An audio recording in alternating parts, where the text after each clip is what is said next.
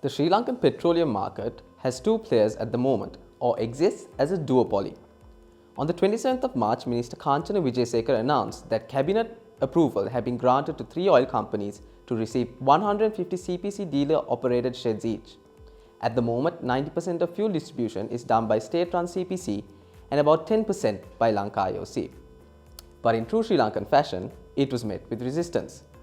CPC union workers decided to announce a strike on the 28th of March to suspend the process of replenishing and dispensing fuel from the Kolonava oil refinery installation.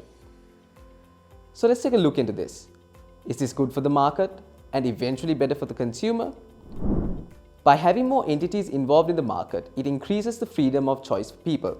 It further also minimizes risk. There is no longer the dependency effect we saw during the economic crisis. If one company fails, we have another company supplying fuel. Lanka IOC provided services when our state-run CPC could not. By further minimizing governmental involvement in the sector, we can see less politicization of such a key part of our day-to-day lives. The announcement of union strikes, people were lining up outside petrol sheds like we were all a year ago. More players are healthier for a market system in an ideal situation, but regulatory barriers have to be minimal. In an industry where capital expenditure is very high and a licensing process is involved, at the very least, the selection process has to be undertaken through a transparent, competitive bidding process.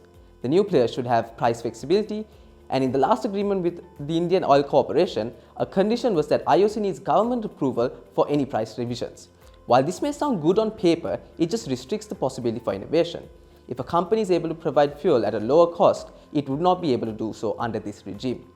When private players are given the freedom to decide price, they can come up with better solutions through innovation. Maybe one day we'll see self-service fuel stations or even a service where fuel can be delivered to homes, similar to food delivery.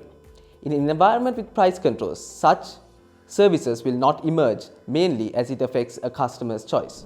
Another reason why the fuel market and CPC require reforms is the colossal losses incurred by maintaining its duopoly status.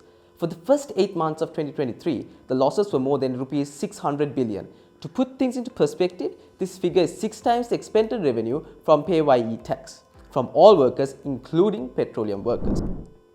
Yes, a large part of this was due to the depreciation in the currency, but even with that consideration, since 2015, only a marginal profit has been made in 3 years. CPC's debt to the banking sector is close to 700 billion, and of that, about 561 billion is guaranteed by the Treasury. The CPC's negative equity of Rs 334 billion indicates the magnitude of losses that have accumulated over time. While these three companies have been provided the license to import fuel and store and distribute fuel at fuel stations, petroleum product transmission, which is a high capital incentive service, is mainly owned by the government. Ideally, all players should invest in a petroleum transmission company such as the Ceylon Petroleum Storage Terminals, because it is shared service which requires high capital investment in foreign exchange for infrastructure development that the government does not have at the moment. Keeping such an important intermediary service in one of the government's institutes is a big risk for the entire supply chain. One interruption in the intermediary service can control the outcome of the entire fuel market.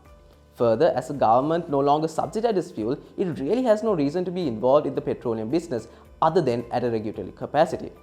All in all, the steps taken at the moment are right direction, and opening the petroleum market will only work to improve the standards of both the product and the system. For more content like this, subscribe and make sure to follow us on all our social media platforms.